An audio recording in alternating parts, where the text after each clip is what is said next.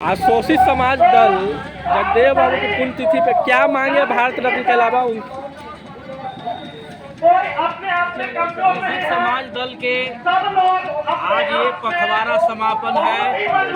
अमर शहीद भारत लेनिन अमर शहीद जगदेव बाबू का जयंती के अवसर पर प्रत्येक वर्ष महामहिम राज्यपाल के समक्ष हम लोग राज्य और देश की जो ज्वलंत समस्याएं हैं उसको समाधान के लिए हमेशा मांग पत्र के द्वारा सरकार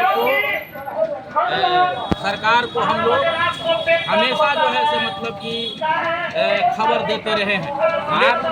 आपकी आबादी 85% मिल रहा है, 90% हम 90% की लड़ाई लड़ रहे हैं। सामाजिक आर्थिक रूप से बहुजन अभी भी पीछे है, चाहे कोई चीज में रहे। क्या कहिएगा, सरकार की जो नीति है पूंजीवाद की ओर ले जा रहा है, वर्ग संघर्ष बढ़ा रहा है, कार्ल मार्क्स सिद्धांतों को दम खत्म करके वो दक्षिण पंथ की राजनीति कर रही है, तो क्या कहिएगा? सामाजिक रूप में, सांस्कृतिक रूप में और राजनीतिक और आर्थिक क्षेत्र में जो हमारे 90% के बहुजन शोषित, पीड़ित, लाचार और असहाय लोग हैं उनको आज तक के अधिकार नहीं मिल पाना एक ही कारण है कि पूंजीवाद और ब्राह्मणवाद के सभी यहाँ के राजनीतिक दल जो हैं वो बढ़ावा दे रहे हैं। जी, और उस कड़ी में यहाँ पर शोषित समाज दल 1972 में इसी पटना के बिहार क्लब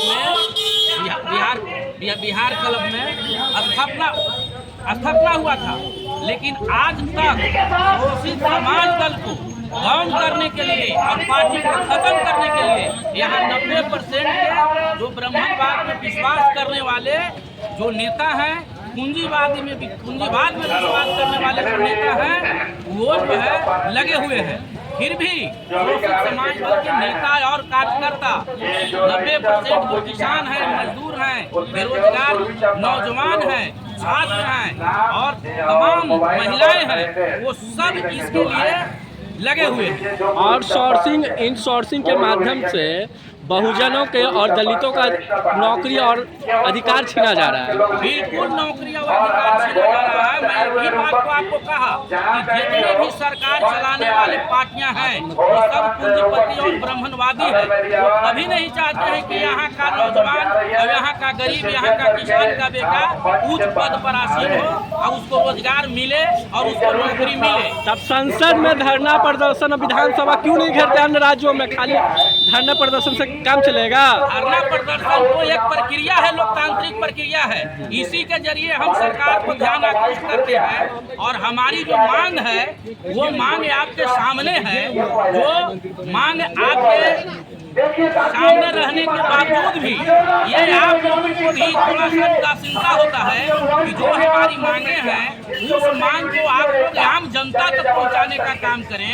चूँकि लोकतंत्र का ये चौथा स्तंभ है मीडिया, इसमें आपकी सहभागी और आपकी भूमिका अहम होनी चाहिए। इसलिए मैं खेद व्यक्त करता हूँ कि हम लोग जितना भी कार्यक्रम कर रहे हैं, हम बेरोजगार लोगों के लिए रोजगार की बात कर रहे हैं, नौकरी की बात कर रहे हैं, हम यहाँ के जो शिक्षा प्रणाली है हम समान शिक्षा और सारे शिक्षा को मुफ्त करने की बात कर रहे हैं, हम जनसंख्या के अनुपात में आरक्षण लागू करने की बात कर रहे हैं, हम 7 साल के अंदर में सारी धरती को सींच करके सभी किसानों को भूमि में सिंचाई पानी देने की बात कर रहे हैं और हम यहाँ के महंगाई और भ्रष्टाचार को खत्म करना चाह रहे हैं। और ये महंगाई में हमारे किसान और मजदूर भाई और बेरोजगार लोग दम तोड़ रहे हैं। और जहाँ तक सवाल है कि आपको जो राज्य में हत्या का जो विषय हो रहा है, अपहरण का जो विषय चल रहा है, आपका यहाँ पर बलात्कार का जो विषय चल रहा है, ये तो पराकाष्ठा है ना। अब ऐसी पराकाष्ठा में हम लोग मांग कर रहे हैं हमेशा सरकार से, लेकिन सरकार की ध्यान इधर नहीं हो रही है और कान में तेल डाल करके यहाँ की सरकार सोई हुई है। लेकिन सरकार आपकी बातों को अनसुनी कर रही है सरकार। हम लोग ये आंदोलन कर रहे हैं 2025 में, हम लोग बात सरकार कर रही है उसका करारा जवाब बिहार की जनता देगी। निश्चित रूप से शोषित समाज दल के नेतृत्व में सरकार बनेगी और हक अधिकार आम जनता को, दलित पीड़ित 90% लोगों को मिलेगा। आप ही के अनुसार जितनी आबादी उतनी आरक्षण, अभी तक कहाँ बहुजन कल्याण दल कहाँ खड़ा है? यही तो सवाल पैदा है। हमारे जितने भी 90% के जो नेता हैं वो पूंजीपतियों के गुलाम हो चुके हैं। उनके ऊपर पूंजीपतियों का करारा हमला चल रहा है। वो खरीदा जाते हैं, वो हाईजैक हो जाते हैं, हमारा अधिकार को ये वंचित कर देते हैं और हम जात पात के आधार पर उनको हम वोट कर करके अब सरकार में भेजते हैं, सरकार बनाते हैं। बिहार के दलित नेता चाहे जीतन मांझी हो, चिराग पासवान हो, चाहे उपेंद्र कुशवाहा हो, कुछ नहीं बोलते संसद में, तब कहाँ आप खड़े हैं? बिल्कुल पूंजीपति और ब्राह्मणवादी व्यवस्था के गुलाम हो चुके हैं और वो नहीं बोल पाएंगे, वो जीवन भर नहीं बोल पाएंगे। इसके लिए हम लोग शोषित समाज दल जगदेव बाबू ने जिस दल का स्थापना किया है, उसी दल के तहत, नीतियों के तहत हम तमाम लोगों को अधिकार दिला सकते हैं। क्योंकि इन लोगों के पास में कोई सिद्धांत नहीं है, कोई नीति नहीं है, कोई कार्यक्रम नहीं है। ये नीति और कार्यक्रम तो शोषित समाज दल के पास है, जिसके तहत बेरोजगारी खत्म होगा, शिक्षा की समस्या खत्म होगा और नौकरी की जो समस्या है वो खत्म होगा। सभी लोग धरना दे रहे, चिल्ला रहे हैं।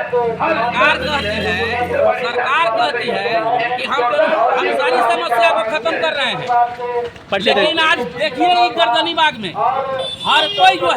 हर कोई चिल्ला रहे हैं, हाय हाय कर रहे हैं। कोई शिक्षा मंत्री को हाय हाय कर रहे हैं, कोई उद्योग मंत्री के हाय हाय कर रहे हैं, कोई मुख्यमंत्री के लिए हाय हाय कर रहे हैं। ये क्या जरूरत है भाई हाय हाय करने का? इसका मतलब कि समस्या का निदान नहीं हुआ है। अपना परिचय दे दीजिए। राम प्रवेश यादव, राष्ट्रीय उपाध्यक्ष, शोषित समाज दल सह पूर्व मुखिया।